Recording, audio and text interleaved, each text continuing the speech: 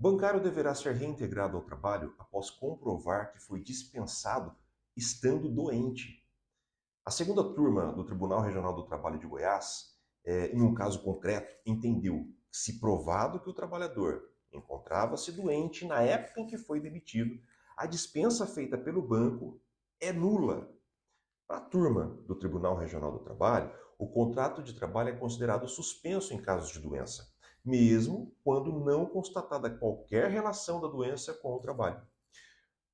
No caso em questão, no primeiro grau, o juiz negou o pedido de reintegração e de anulação da dispensa do empregado, pois o juiz se baseou tão somente no laudo médico pericial, que apontou não ser possível estabelecer se a doença era relacionada ao trabalho, pois o transtorno depressivo e ansioso que agride o trabalhador, no caso, teria sido desencadeado por vários fatores.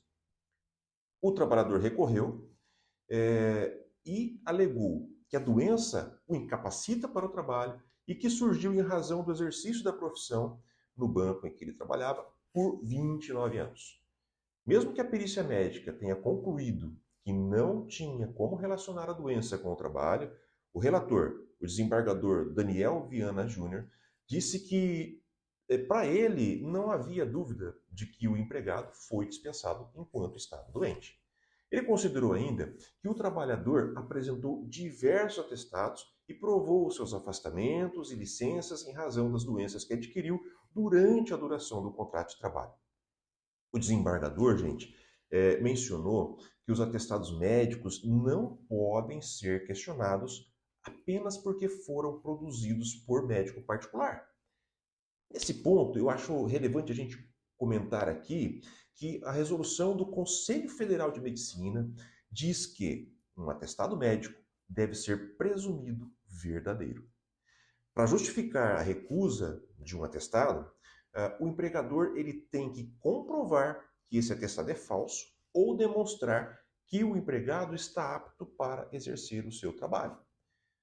Assim, a dispensa do empregado inapto não encontra respaldo no ordenamento jurídico brasileiro.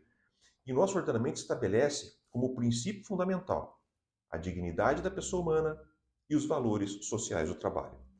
O tribunal, desta forma, reformou a sentença, declarou a nulidade da dispensa do trabalhador e determinou que a instituição bancária deve reintegrar o trabalhador ao quadro de empregados na mesma agência, mediante a realização de exame médico de retorno ao trabalho.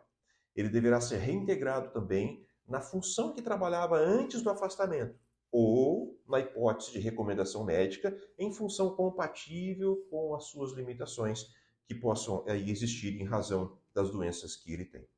Bom, era isso. Sou o Claudinei Giannini, sócio no escritório Chaves e Giannini Advogados Associados, e fico sempre à sua disposição. Um abraço fraterno para você.